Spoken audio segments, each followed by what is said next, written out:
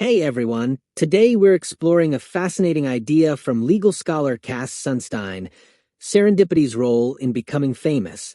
Sunstein wrote a book called How to Become Famous, but the title is a bit of a trick. It's actually about how unpredictable fame is.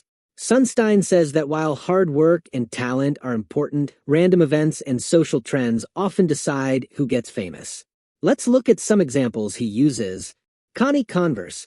Converse was a crazy talented folk singer who never made it big during her lifetime. Years after her death, someone found her music, and now she's a cult icon. Robert Johnson. This guy was a blues legend, but he died young and unknown. Decades later, his music was released, and now he's a huge influence on artists like Bob Dylan and Eric Clapton. Jane Austen. We all know and love Austen now, but she wasn't a superstar when she was alive. It was only after she died that her family helped her work gain wider recognition. Sunstein points to a study called the Music Lab experiment to show how much our opinions are influenced by what other people think. In this experiment, people could download music from a website. When they could see what other people were downloading, their choices changed.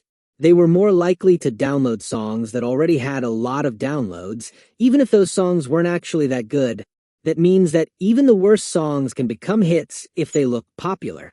This kind of social influence isn't just about music, though. Think about elections. Remember when Barack Obama was running for president? He was behind in the polls, but he focused on winning early primaries.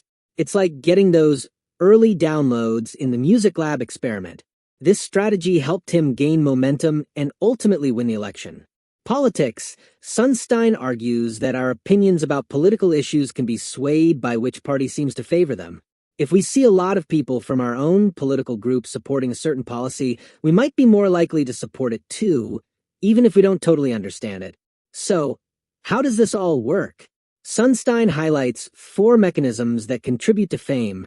Informational cascades. We follow the crowd because we assume they know something we don't. This explains fads like Beatlemania. Reputational cascades. We go along with what's popular to avoid being judged. Think about how people might feel pressured to praise a certain politician even if they don't really support them. Group polarization. Hanging out with like-minded people makes us more extreme in our beliefs. If you're a huge fan of a certain artist, you might become even more diehard after going to a fan club meeting. Network effects. The more people who use something, the more valuable it becomes.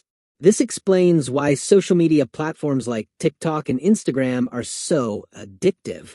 Sunstein says that even though understanding these mechanisms can help you increase your chances of success, fame is still incredibly hard to predict. Algorithms can't accurately forecast things like whether a family will face serious difficulties, whether a revolution will succeed, whether a book or movie will be a hit, whether 2 people will fall in love. This just goes to show that serendipity, or chance, is a huge part of the equation. Sunstein uses the story of Muhammad Ali to illustrate this point. Ali became a boxer because his bike was stolen when he was 12. If that hadn't happened, who knows if he would have ever stepped into a boxing ring. So, what's the takeaway? While hard work is important, luck definitely plays a role in success. This should make us humble and open to supporting those who are trying to make their mark on the world. What do you guys think? Do you agree with Sunstein? Share your thoughts in the comments.